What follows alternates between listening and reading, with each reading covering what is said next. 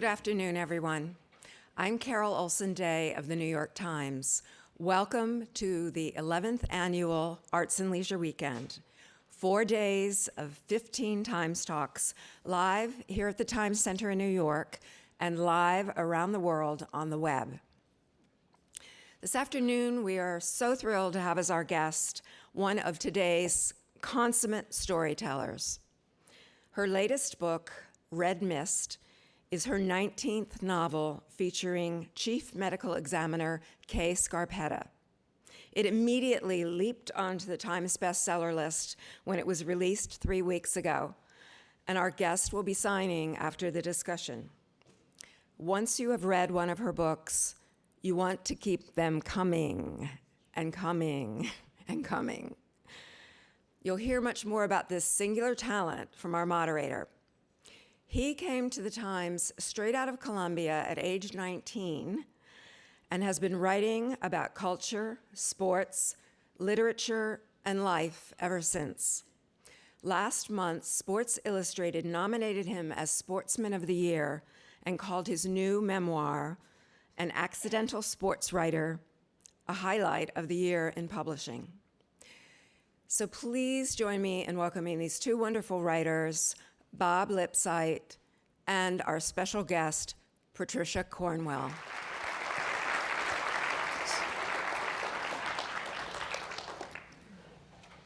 Thank you and welcome. This is a particular pleasure for me because Patricia Cornwell has been a guest on two New York Times literary conversations, which I host in the fall, and they never ended in time for me to ask questions. I ran. Well, she's finally in my custody. I will not presume to tell you anything more about my partner in crime. You know why you are here. But I might add one thing you might not know. Patricia Cornwell, Patsy Daniels in the old days, was the star of her college men's tennis team. So you're a jock. Well, I was. Mm-hmm. Now I just sort of limp my way to the gym and do the best I can. Yeah, right, on helicopters, on motorcycles, you shoot guns. You're kind of a driven, dangerous woman. Well, you know, if you grow up with two brothers and you're constantly having to defend yourself, I think that's part of what you learn. But actually, the helicopter flying is really revenge against my two brothers because they wouldn't let me ride their mini bikes when I was growing up. So I go, okay, I'm going to have a Ferrari and a helicopter. See what you say about that. So you know, I was a tomboy. And tennis, you and I talked about this on the phone a little bit the other day. I think I learned a lot of my best life lessons from competing in tennis, and you have to learn how to lose to know how to win, and you have to learn how to win to learn how to lose. And you're always going to do both of those things the rest of your life, no matter what your field is. And it's really important because even if you're doing really well, there are going to be days where you have setbacks, where something disappoints you, and you have to just play the next point. And all those cliches about all that, like keeping your eye on the ball, are really true. People ask me a lot, for example, about am I competitive with other authors, and am I always looking what other people are doing? And again, reverting back to my tennis days, I don't do that because if you're looking at what other people are doing, you're not paying attention to what you're doing. So it doesn't get you anywhere to get into that trap. So that was a great experience. Biggest heartbreak though, because I wanted to become a professional tennis player, and I realized at age 19, when you were already working here and I was still stumbling along in life, that I was going to be very poor if I tried to do that. Too bad. I would have enjoyed covering you, right? Well, we would have had a fun time talking, that's for sure. Let's get one thing out of the way right now. We're all obviously in danger. I mean, Patricia has come with a number of armed guards. To protect you from me.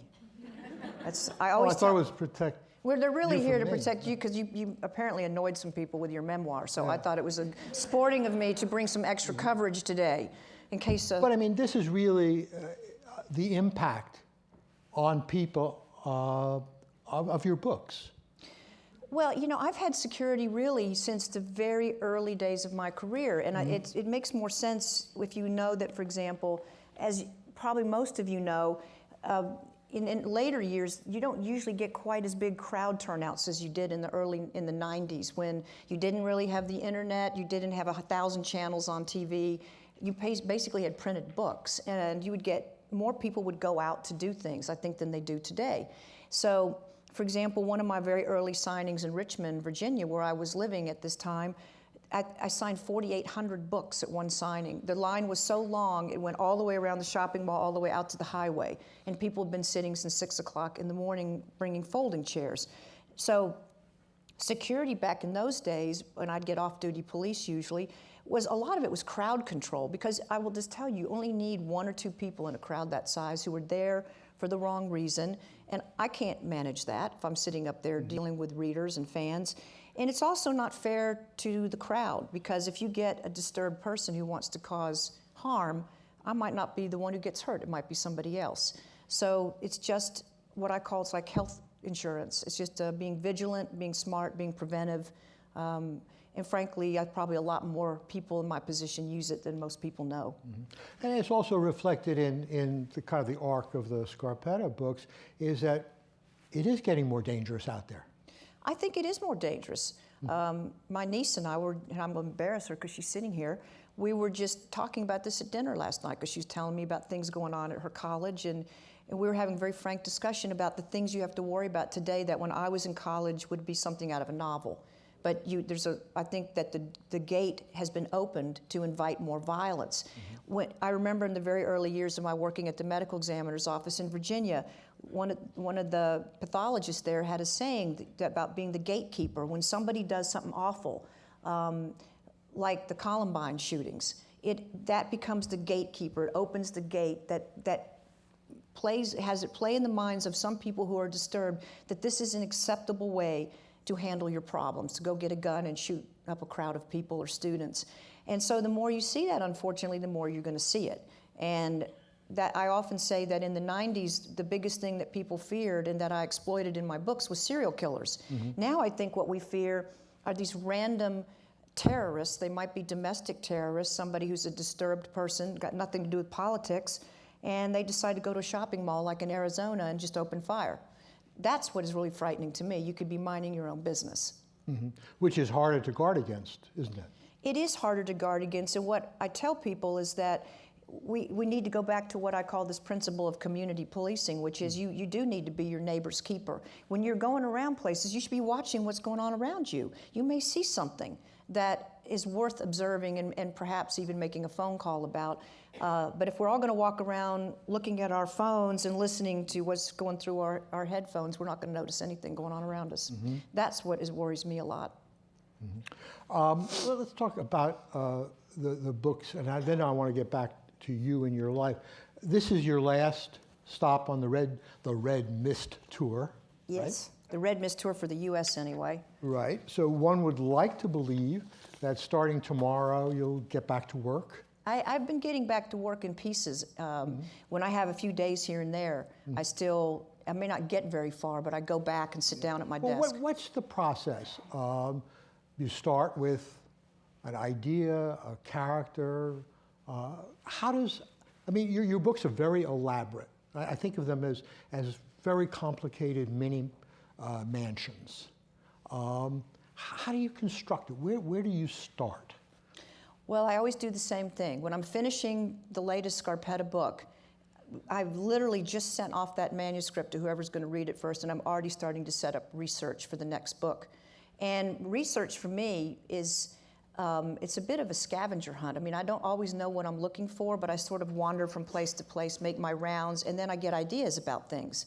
So, and usually by the time the new book is all through editing and copy editing, I've probably finished all my research for the next one and gotten some idea of something. Usually it starts with an image. For example, in Red Mist, only thing I knew when I started research on that book is that Scarpetta would have to go visit somebody in a prison because of how Port Mortuary ended. There would be something unresolved, and that against everybody's better judgment, she was going to go talk to an inmate at this penitentiary in Georgia.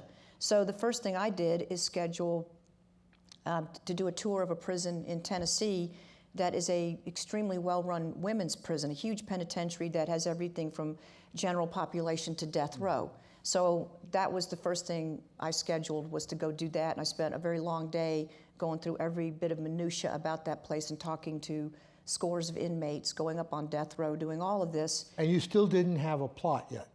No, I never do. So you weren't filling in local color? No, I just absorb. I'm really like a journalist in that if I go find the story, hopefully it will find me.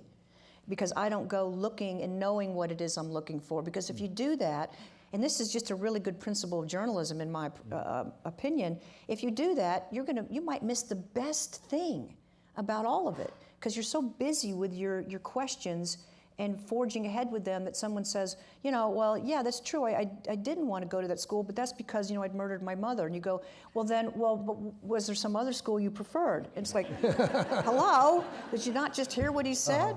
So I try to keep all my senses going, and I might do a whole 180-degree turn because of something I find out while I'm visiting some place. For example, also in Red Mist, I'd gone to see some Navy experts, and I won't say what the weapon was, but when I started talking to them, just in general, I said, tell me what you're afraid of.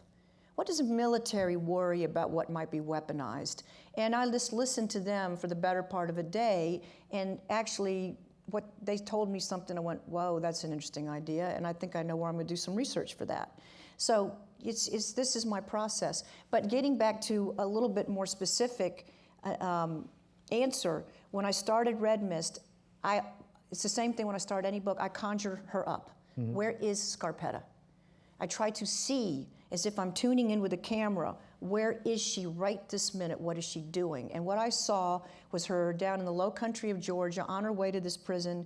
But here was the interesting part. She was in a beat-up old white cargo van. And I'm like, what are you doing in that? Because she wouldn't rent something like that. There's no reason for her to be in that. Even if she were picking up a body, which she wouldn't be doing down there, she wouldn't be driving that. And so I kept trying to get her out of that vehicle into something that made more sense, and she wouldn't get out of it. And finally I said, okay, I don't know what you're doing in this, but I presume you're going to let me know that it makes sense somehow. And of course it did. It actually became a big part of the story. So I have a very unteachable, strange process to sum it up. Mm-hmm. Well, as I recall, the rental guy gave her the wrong car. Well, we can't go into too much detail about that because you'll spoil the story, but it wasn't really the wrong car. Mm-hmm. That's the answer. The thing is, you'll find out there's reasons for everything. At the end of this day in Georgia, was there a buzz? Did you have an idea? Were you going somewhere already? No. She spent the first 3 months of my life in that same scene with me trying to figure out what the hell she was doing. And then when she got in and started talking to that inmate, I had no idea what they were going to be saying to each other. I feel like, and I'm being a little comical, but it's really kind of true too, that I feel that I report on what they're doing. I watch it, and suddenly someone hands somebody a note, and I go, whoa, what was that about? You better hide that. If someone sees it, they'll take it away from you. But she doesn't listen. She already figured that out on her own. So that's what makes it fun, though. What makes it really scary for me when I write a book is I don't know where it's going. But then there comes a moment, the tipping point, where you've got enough to sit down. Oh, well, I start that before I know enough to sit down. Oh, yeah. I started that scene with her in the van, and I literally spent about the better part of 3 months on those first 50 pages of the book, going over and over and over again, not necessarily to fine-tune the writing as much as, come on, go forward, get out of there. And I said, if you don't get out of this scene soon, I'm really had enough. It's like, get out of that van, and she gets out when she's ready. Do you keep hours? No, it's a relationship. I try to go over to my office first thing in the morning, and I will spend the better part of the day if I don't have things that are interruptions. But if I have a day where all I've got is 2 hours, I will try to maybe, even if it's just to reread the last few pages I did, to keep it in my mind. I always say it's like tucking in your children. I go check on everybody, make sure they're still there, and remember what I'm doing. But for example, today when I fly out of here, that now I will start really focusing on the 20th one I'm working on, and hopefully not have a whole lot of interruptions, because now it's when I really have to get intense. Do you bounce ideas off anybody? Not much. I talk to Stacy some, you know, she lets me think out loud, and we discussed technology too, because she's quite the techno person. I was amazed to read that your prime editor is your ex-husband. Well, now I just pay him to tell me what to do. So, you know, in the old days, I got it for free. But anyway, yeah, he's been my editor for quite a long time. So, and it's great because we have fun together. I'm very good friends with him and his wife, and so we have a really good time. And of course, we have boundary issues because he'll make snarky comments, and I'll say, you could at least be respectful when you say that, and he says, why? You know, so it's good. So I was right. You do lead a dangerous life. A slightly unorthodox life, I might say. And even within the writing, I found it jarring myself when you moved back and forth between first and third person. Yeah. Well, I'm not going to do that probably anymore. You know, the first 10 years, it was first person point of view, and then when I was finishing up The Last Precinct, which came out in 2000, there were a couple, I just was like, I'm tired of being inside her skull. I want to show readers what other people are doing, and I could never go anywhere that she didn't go. And so I also was very influenced by, there was a lot going on in the movies, and I was trying some screenwriting back in those days, and I thought these books would be better if I told them in third person. It'd be more like a movie. So I actually thought I was doing my readers a favor by doing something that in some ways was harder, but they didn't like it. Most of them haven't liked it. And I did it for a number of books, and then I decided that I started not liking it either.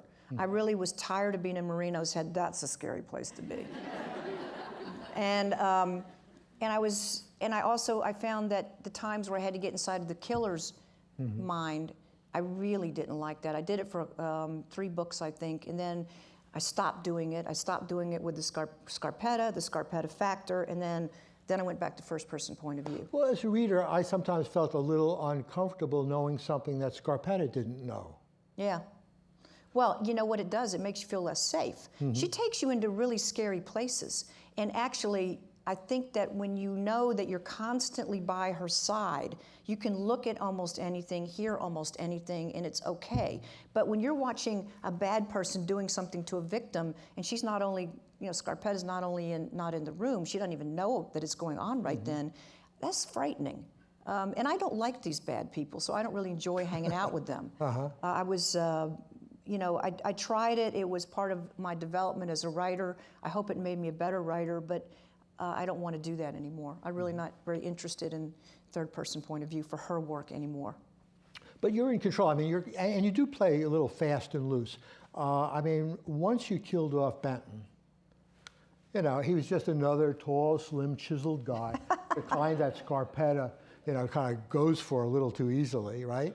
I was satisfied. But then you brought him back from the dead. Well, I didn't know he wasn't really dead.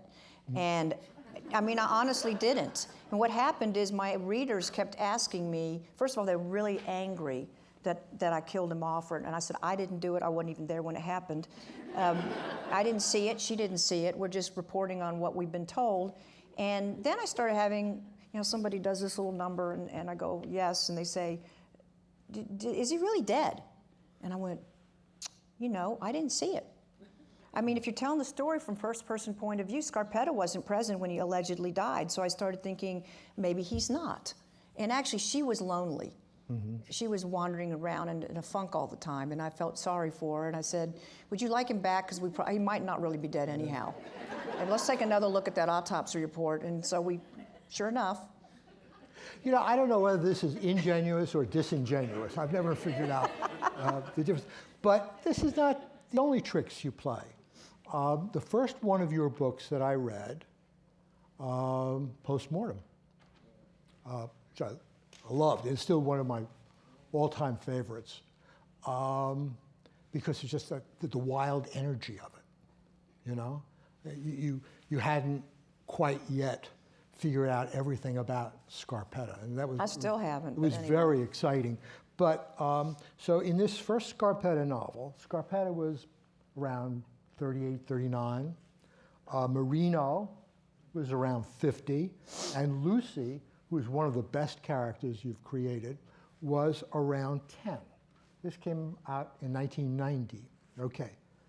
Red Mist, 20 years later, Scarpetta is around 38, 39, 40.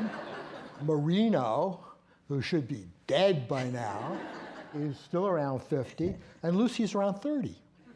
How do you do that? Well, that's the one advantage of writing fiction, and that's the one thing I blatantly lie about, and I will always lie about it, is their age, because it's just, you know, if I had aged them the way I'm aging, pretty soon we'd all be retired, and Scarpetta be hobbling around, and, well, I'd like to look at this through the microscope, but I can't see. So, you know, I aged them for a while, but they work just fine where they are. They're really sort of, they're kind of whatever age you want them to be. And Lucy being 10 forever would have been quite obnoxious. Yes. Because she was she's still obnoxious. But she's a more interesting obnoxious. And so you know, that's the weird thing about a series, because when you start it, you're not thinking it's going to be going for 20 years. Or in this case, we're now at 22 years. So you don't anticipate, well, I better do this with their age, or when I'm 55, they're all going to be, you know, in a retirement home somewhere. So that's, you just don't think ahead like that. At least I didn't. Yeah. Well, I mean, you made it clear that you don't sit and plot. In a sense, this takes you over. You know, the shade of Scarpetta is in your ear, and you've been unusually open for a fiction writer about your own life. Alcohol abuse, sexuality, mental health, politics. You were never concerned about the mystery of the writer. You know what? It's because I started out as a journalist, and then my first book was nonfiction. So I really come at things from a context of a nonfiction writer, although somebody who wrote poetry and drew pictures and did all this creative stuff when I was a little kid, so it's a blend of the two. But as a journalist, and this is as a former journalist, I suppose part of my problem is I relate too much to journalists, and I'm not good at not answering questions, and I absolutely won't lie to people. I just can't do it. If somebody asks me something, then I'm going to tell them, you know, the truth about it. Well, I'll be careful if it's got to do with somebody else, because that's not my right. But I also have a very strong belief that the most important thing about yourself is to be truthful. And to not be truthful will make you sick. I think it's a really malignant thing to do. And it's also not fair to others, because if someone says, you know, have you ever had any problems? I go, no. Well, how does that make them feel about themselves? Because first of all, that's just going to be a lie. I think that what I'd like to say to people is, look, I've had my bumps in the road. I have things I have to deal with, and I'm still sitting here. So you can do it too. You know, I wasn't an instant success as a writer. I had 6 years of misery of having novel after novel rejected, and you know, thinking that really I'd ruined my life. I cannot tell you how bad it was when I was working at the medical examiner's office, and the only reason I'd gone there is to do research to become a crime writer. And you know, you write 3 full-length novels, they're all rejected, and you get comments, rejection letters like she's never going to make it as a writer. And then when I finally wrote postmortem, things like Scarpetta doesn't have the personality to really hold anybody's interest, or she doesn't sustain suspense in a way that anybody would want to keep reading. I mean, I look at those today and I still get angry. And I go, well, hold on a second, you got a billboard. You still have those old novels? Why do you care? You still have the novels I that were published? Yeah. And have you ever thought about? No, they're horrible. They're awful. They were a learning experience. They could be a graduate study for somebody, but they should not be published. And but I'm really grateful that things haven't come that easily to me, because maybe I wouldn't be a very decent person, you know. Well, you know, in this wonderful openness of yours, you've said many intriguing things, and one of the things that I found most intriguing was I think this may have been to the London Times in the 90s, my wiring's not perfect. It's not unusual for great artistic people to have bipolar disorder, for example. And I was wondering whether your own bipolar disorder gives you more empathy, more insight, peaks and valleys to deal off. Has it? I think it does all those. I think if you have, you know, a fairly intense range of emotions, And fortunately for mine, they're controllable. You know, if you have someone whose emotions are so, they swing so much that they create chaos. No, you know, I don't think you can create art in a case like that. But if you have intense feelings and you're in a great sensitivity, that not only can give you more empathy towards other people, but I think it makes it possible for you to have a very rich symphony that you present to people in your work. Because my big thing, my mantra for my own work is that for my readers, I want them to feel what I'm showing them and what I'm saying to them. I want them to be there. I want them to feel the boat rocking and how cold the water is when Scarpetta's going in to get a body. I want them to feel what the chair's like in the hard corners of it, and the sun beating down a certain way. I want to put them in that world. And I have to feel things intensely and see them very graphically in order to do that for you. And so I think that's a gift, and I think that it got very refined when I was a little kid because there was a lot of painful stuff going on around me, and I was able to escape into things I created and to believe they were almost true and transport myself someplace I'd rather be. I mean, this sounds almost like method writing as against method acting. There's a lot of that. Yeah. Which leads us to something that you promised that you would do, which was I could ask you questions. What would Kay say? Hello? Okay. She's around somewhere. Dr. Scarpetta? I'll find her. Yeah. Your relationships with men is kind of spotty. You make a lot of bad choices, and you seem uneasy even when you're in love. First of all, she would not sit here, just for the record. She does not, I mean, but I'll answer for her. What she would I wouldn't say, dare to ask her. Well, that's because she's very bad She's about armed. showing up. No, she's just bad about showing up places. Have you noticed I'm usually by myself? Doesn't that kind of answer it for you? No, she would agree with that she's had a very rocky road with her intensely personal relationships because she's somebody who feels things very deeply, but because of the walls she has to build up around her to do what she does, and primarily to endure what she did as a kid. I mean, she grew up with dying. It's one thing to lose somebody, but she lost her father every single day, year after year after year, while he was dying of leukemia, and she was taking care of him and feeling like if she did things differently, maybe he would live. Because this is a child. She was like 12 years old when all this, I mean, or even younger when it all started. And so from her point of view, from her immature emotional point of view at that stage in her life, something could have worked different if she'd just done something different. So that is why she's so interested in dissecting death over and over again, because maybe if she understood it, she could defeat the thing that defeated her and changed her life forever as a child. So that would translate into, she's extremely intelligent. She's an unusual person. Start with all that. She's not going to be picking the same thing everybody else would for a relationship, but she has trouble finding where it's comfortable being close, which is why I think she gets along so well with Benton. Because there's only so close you're going to get to Benton, but yet he understands her. And maybe that's as close as she's comfortable with herself. So, but that's what's fun about her. She's complicated. What would Kay say if you allowed me to ask her? You always seem like an outsider, whether it's the girl in the boys' treehouse, or in the lab, or among cops. What is this feeling that she has? It's very interesting why some people just feel different, but Scarpetta would have felt different at her earliest memories were of feeling like she didn't belong where she was. She was, an Italian neighborhood in Miami, which you'd think that maybe she felt at home there, but I think she always felt that she saw the world differently from other people. And I suppose part of that, again, would have to do with those childhood experiences of what was going on in the Scarpetta house. Scarpetta was basically, she was taking care of the bills. She was running the household economy.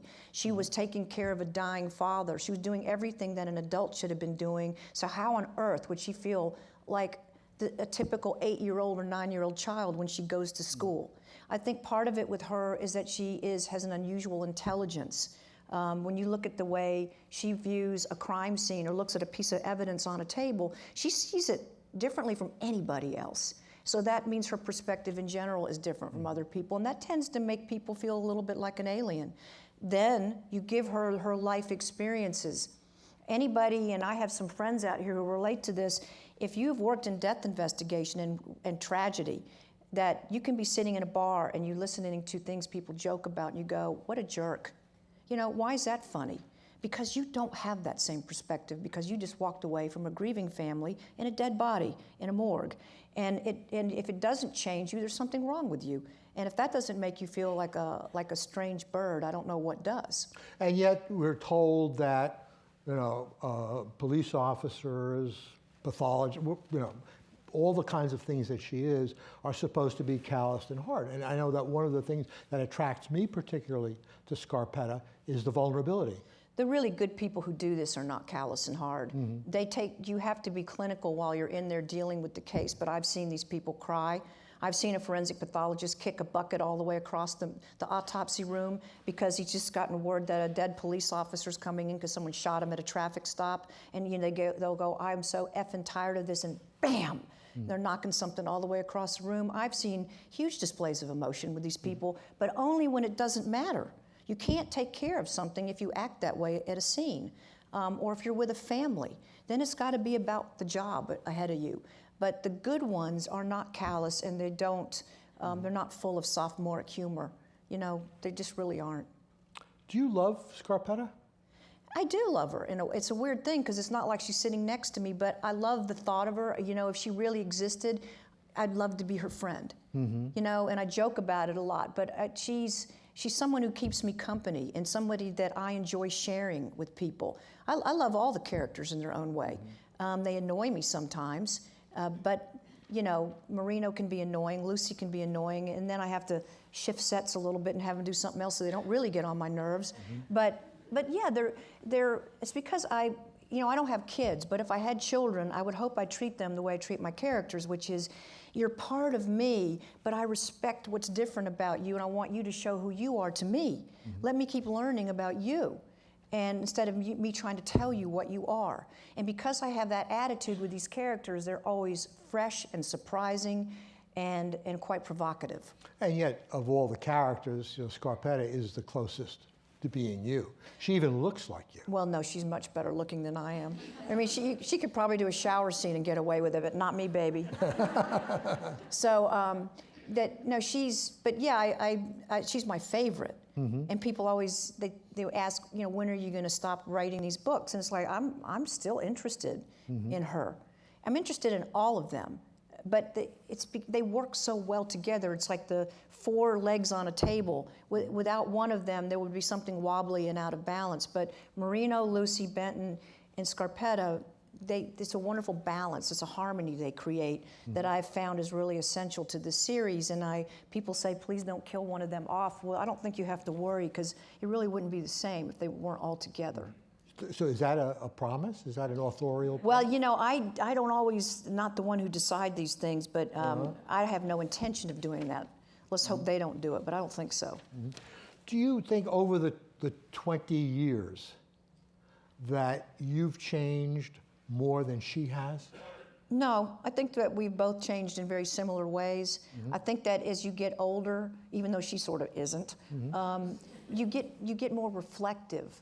It's not so much the golly gee of, wow, what a cool weapon this is, or what an interesting new turn in technology. You become much more philosophical about looking at the world and at people, and sort of just reflecting on what all of it means. For example, in more recent books, she reflects a lot on the proliferation of technology.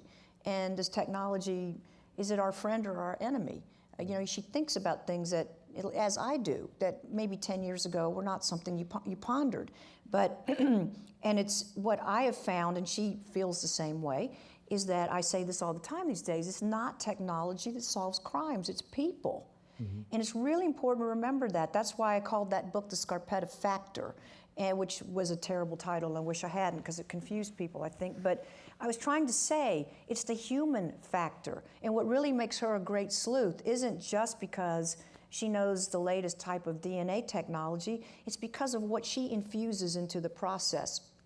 And if you really watch stories in the news, so often the coolest cases or the most visible ones are being solved by somebody using their head.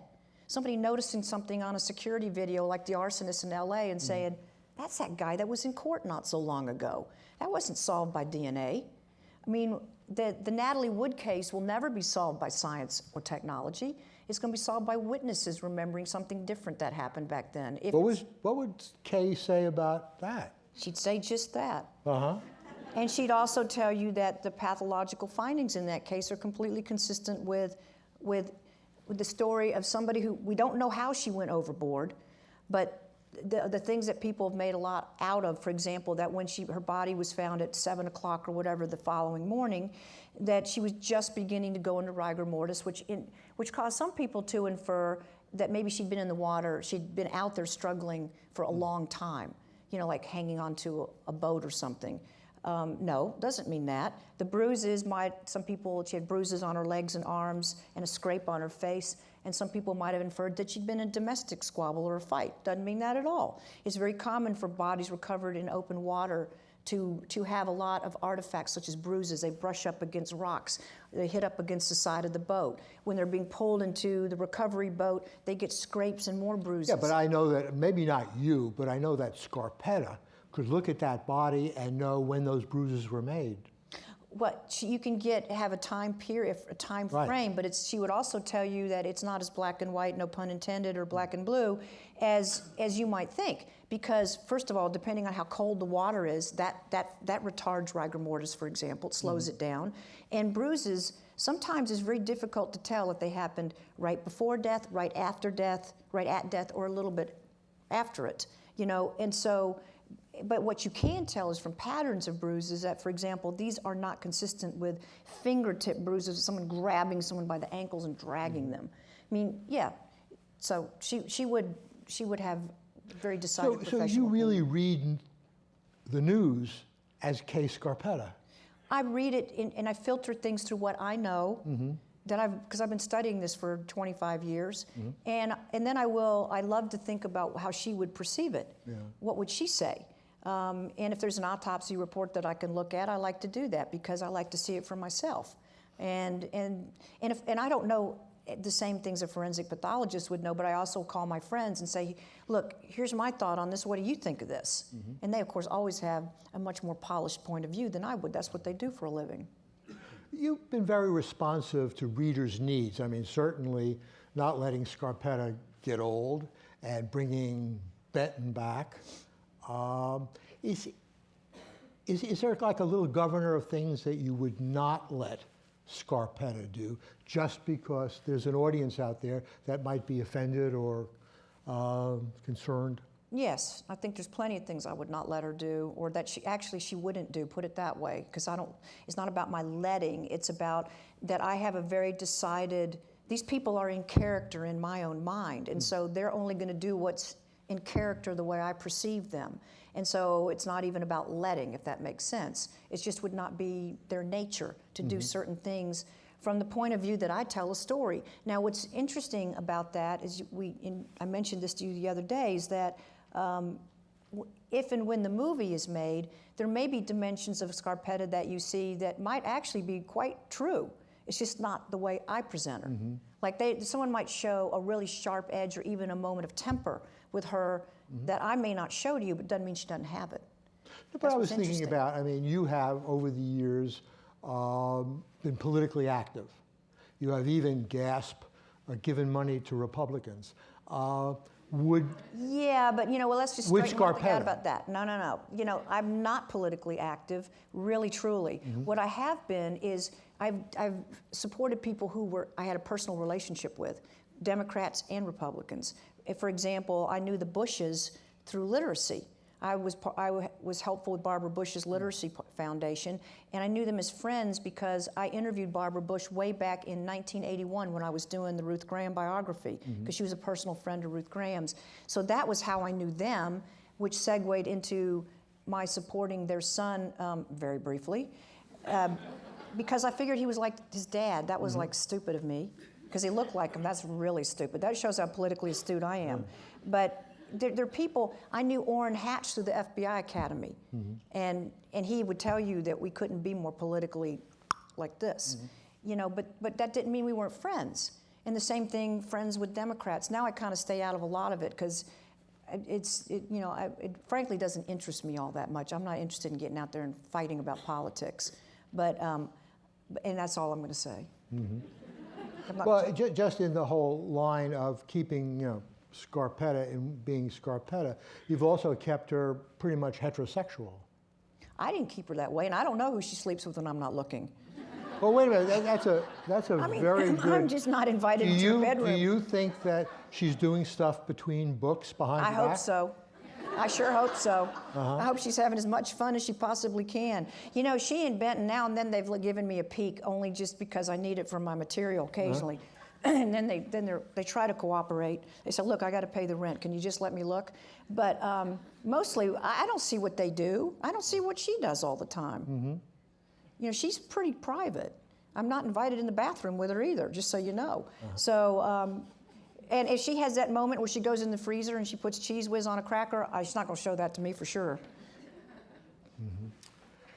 Well, so you've got a vision in your mind, as do I and everybody here, of what Kay Scarpetta looks like. And so Demi Moore was certainly shocking, but Angela Jolie even more so. Well, first of all, this will shock you, but I really don't know what Scarpetta looks like exactly. I mean, I describe her as blonde and blue-eyed and rather small, not teeny tiny, but not 6 feet tall. 5'5". Well, yeah, just sort of, which is an average Well, that's height. what you've written that. Yeah, well, that's true. You want to change her? But there's a lot of people. You can't change her height. But there's a lot of people who are blonde, blue-eyed, and 5'5". It could look like a vast array of things. But when I see Scarpetta, I'm seeing through her eyes. So now I do the little trick where I show you her looking in the mirror now and then to try to give you some idea of what she looks like, because it's really hard, first-person point of view. What is she going to say? I'm blonde and blue-eyed, and I have a sharp nose, and my eyebrows arch, and my ears, and I did the, it sounds ridiculous. So you have to have these little tricky ways to give someone an impression of her looking at herself so you know what she looks like. But I'm seeing through her eyes. I'm not looking at her. So I am less concerned about what she's going to look like in the movie than my fans are, because I think she could. And again, it's not about how this character, the actress, looks, because they can do all kinds of stuff with their appearance, cut their hair, dye it a different color, whatever. It's whether somebody can capture the magic of playing that character and make you believe that's who that is. Well, let's hope that happens with whoever ends up actually being cast. Because being attached to something isn't quite there yet. It's got to be, everyone's got to say yes and they move forward, and we're working on that. Yeah. Well, I mean, that's why the Stieg Larsson movies were successful.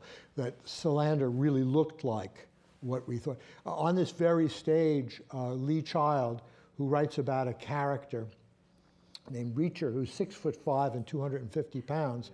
They're making a movie with Tom Cruise.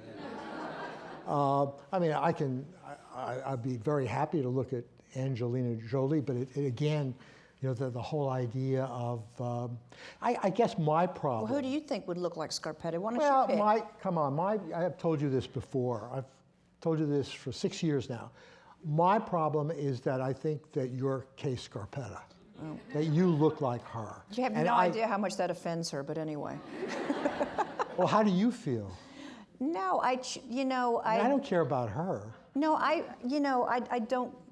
I'm very playful about all this, but I don't feel that I'm Kay Scarpetta. If you ever saw me walk into a crime scene, and I've walked into so many of those, and yes, I know what to look for, and I have a good idea what's going on. But unlike Scarpetta, I'm walking around with my hands in my pockets. Why? Because I am not going to disturb anything. I know who the real people are who are doing this work. When I go into the morgue, I am sort of, I see, but I'm not seen. I'm very, very respectful. I watch the professionals, what they're doing. I don't ever elbow my way and say, oh, can I try that? I mean, no. I'm very clear on who's doing what and who I am. I'm an English major, I'm a writer. And so while I joke a lot about the Scarpetta channeling type thing, I'm actually quite interested to see an actress play this well. Please God, let that happen, because I might actually learn something. I might get an idea from it. To me, art should be collaborative when it's really at its best. I'm not a filmmaker any more than that actress is probably a novelist. And the one thing I'll say to all of you, assuming that this movie happens, is just remember that what you envision of these people when you're reading my books is yours. It's not even mine, because what you see is different from what I see, I'm sure, and that will always belong to you. And it's not going to get redefined by any actress any more than it should be redefined by you listening to me sitting up here today. That belongs to you. It's your creativity making that real in your thoughts when you're reading. I have a feeling by the 23rd book, Scarpetta will be solving something in Hollywood. Well, You'll get an idea out there. You never know. She hasn't done anything on the West Coast, although we know there's nothing bad that goes on out there, but you don't know with her. I mean, I've always thought her last case should be on the moon, but since we're not going there anymore, you know, I mean, literally, it could happen. If you're part of the Armed Force Medical Examiners, they recover the astronauts when something bad happens. If you had a big mishap on the moon, someone's got to go get those bodies and bring them back. Ooh. And it would be the Armed Force Medical Examiners. So, you know, you never know. This is how Aliens started, too. It would be. It would really could truly happen. Wow. It would not be science fiction. You'd have to do something about it. So, but that's another story for another day. What do you read? I read a variety of things, probably not what people expect. I read a lot of nonfiction. And when I'm writing a lot, I don't read very much because I can't write and read at the same time, which sort of makes sense. Yeah. I'm not much of a crime fiction reader. If I read a crime novel, it's usually somebody's said you really should read this for a certain reason, or maybe ask me to read it because they think it's really great and the person could use a little support. But I tend to, if you looked at my iPad, because I do read ebooks, I read paper books, printed books, and ebooks. I have quite a variety, everything from Cleopatra on there to Hemingway's Boat to The Girl with the Dragon Tattoo, because I felt I had to read that since everybody's talking about it so much. Did you read it? I did read it. And I'll move on to the next book I've got on there. And so, you know, by the way, did you not think that she looked a little bit like Lucy anyway? That was kind of strange. So, Well, Lucy was a much She more doesn't have the body complex piercing. character. anyway, we don't need to talk about this. Okay. So You brought it up. I didn't. Oh. But I have, you know, if I hear that something's a really great book, it could be almost any kind of book, and I'm gonna, I like to read it. But I also love poetry. I mean, I think, and I recommend for anybody that wants to be a prose writer, reading poetry is one of the best things you could ever do, because it teaches you the importance of rhythm and image, and that those things can carry a message more than you're actually explaining something can. But as a jock, you don't check the competition, see what other. No, I really don't. Do you watch all those awful shows that you spawned? No, I don't watch procedural shows. I'm just. It's not that I am critical of them. If people enjoy it, it's great. It's just not my cup of tea. I'm not interested. I like Criminal Minds, although it really scares the socks off of me. Well, that's because you're doing a cameo. Well, that's how I got in it, though. She's I going asked. to be in it, what, But- next week or The 18th. the 18th? It's just a little cameo. Right. But I will tell you the funny thing, though, when I was doing the filming and I was all so prepared and I'd memorized my line and I'd been through, you know, wardrobe and had my costume, my outfit, and all this stuff. So I'm up there in the scene, and Matthew Gray Gubler is sitting there, and I said, "Yeah, I sure hope I don't mess up my lines." He says, "You can't mess them up." He says, "You're playing yourself. Nobody cares what you say." So I said, "Well, if you mess up your lines when you're playing yourself, that's pretty pathetic, isn't it?" You know, I think things go through phases, but I think ultimately, if we ever really truly stop reading, then we've stopped being human. I just don't see how that can really, really, truly happen. And in fact, when it has, a civilization doesn't last very long. Just look at Rome. And so, we hope that won't happen to America, but we're still very young, so we better prove ourselves. But I think that it is the human nature. We love stories. I mean, you don't have to teach a little kid to like a story. From the time they're old enough to listen, they want to be told stories. They want to have stories read to them. There's just something about our imaginations that really, really require that. And I think we were talking about this before we came out here just a little while ago, that if you look at the trends going on out there, it's interesting. You know, you have all this reality television, which, by the way, I don't like. And I mean, I can just peek out my window and look at my neighbor all day long if I want to be entertained that way. So you have all of this stuff, and yet what are people doing? They're watching 200 episodes of Gunsmoke.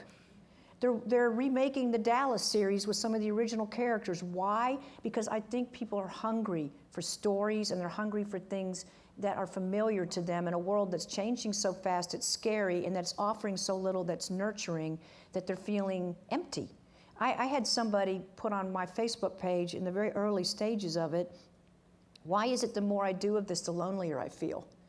Well, this is, because nothing takes the place of really interacting with a human being face to face. And the other thing is, if you really want to be lonely, just never spend any time with yourself. Don't read a book, don't write, don't go for a walk on the beach and listen to music. Just be doing this all the time, and yeah, you'll be lonely, because you have no interior life, and you'll have no friends that you're really having an exchange with. So my hope with all this electronic technology, and I love Twitter, and I do it every day, and I do Facebook every day, but that you also remember you've got to feed that interior creative part of yourself, or you will starve. I can only imagine that if you go back to what we might consider primitive times, when people did not have telephones, they didn't have cameras, they didn't have even paintings. They had very crude ways of explaining something that they saw. They had to think of the ancient world, where if you have somebody who's going to Rome, to Italy from Egypt, when that person finally gets back from this huge journey, the only thing you're going to have to make you feel that you know what the ancient city of Rome looked like is the way that person describes it. And the stories they tell you about, here's what happened to me on this given day, here's what it smelled like, here's what it looked like. They wear these strange things, or they do this or they do that. That's how we define the planet that we live on, in ways that, in a very lazy ways, we don't have to do anymore, because we can instantly see almost everything. You just are sending a picture from your iPhone now, which is really fun, but I think it kind of cheats your imagination a little bit too. I'd almost rather hear someone describe something so it becomes alive in my head. So I think that words, images, the rhythm of a sentence, the way you describe that something smells, what you're doing is tapping into a very old art form that goes back thousands and thousands of years of people trying to understand the universe they live in, and both its dangers and its pleasures, and what wealth might be in this other land, or what bad things might be around the corner. It's all got to do with our survival instinct and just who we are as human beings. My readers would never let me get away with fluff, but most of all, I know for a fact if I even thought the word fluff, if I walked in my office, there would be nobody there. I'd turn on my computer screen and be this little blinking to be, the characters have left the country for good, because none of my characters would permit fluff. So, but it's not even just about being an artist. You should go through the world always being curious. Don't ever stop being curious. That's what keeps me doing what I'm doing, and why I have all the detail. And I'll just give you an example. I was not so long ago, I was walking around the harbor in Boston, and I happened to be going past the Marine unit, and the guys were out on their brand new fireboat, and I immediately started asking questions, because I have Scarpetta on a fireboat in a particular scene. And next thing you know, I'm on the fireboat, and they're showing me everything, and and that's typical. They either think I'm a whack job, or they know me by now, because I'm just like this stalker going everywhere. Oh, how does that work? Or but you see stuff, and be curious. Even if it's just saying, hey, I hate to bother you, but what is that thing called on top of the deck there? That's a fire gun. I've always, whatever. Or what does this do? Or what does it feel like to wear a dry suit when you go in the water, as opposed to a wetsuit? Don't ever stop being curious, because it will make you better at what you do. It'll make you a better person. Wonderful advice. Well, thank you so very much. You may now go down and add to the 100 million copies in 35 languages, which, for very good reason, you have sold. It's been fun. Thank you for coming today, everybody.